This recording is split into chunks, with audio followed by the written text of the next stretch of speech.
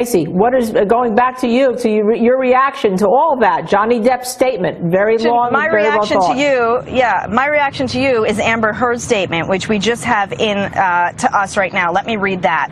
The disappointment I feel today is beyond words. I'm heartbroken that the mountain of evidence still was not enough to stand up to the disproportionate power, influence, and sway of my ex-husband. I'm even more disappointed with what this verdict means for other women. It is a setback. It sets back the clock to a time when a woman who spoke up and spoke out could be publicly shamed and humiliated.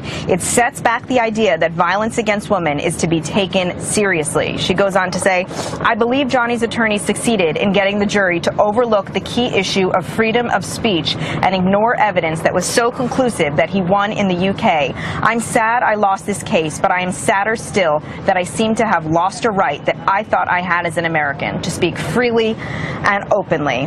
Again, that's a statement from Amber Heard sent to us by her publicist, where she says, I'm sad I lost this case. So even though the jurors did find that Johnny Depp's attorney defamed her with one of his statements, as we've been saying, clearly this is a big loss for her. And Linda, when she says, you know, this is an affront to freedom of speech, what's your take on that? It's not. The problem is that we said this is a very important case for freedom of speech when we started covering it here at the Law and Crime Network.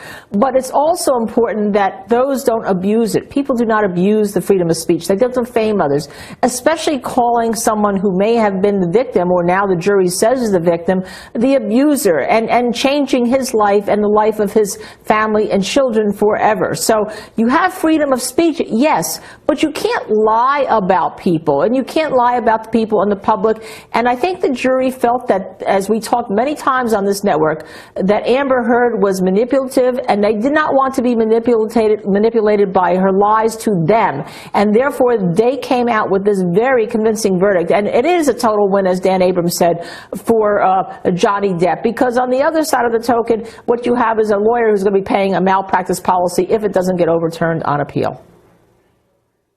Linda, Ann Jeanette Levy's back outside with us now. She was inside when the verdicts were read.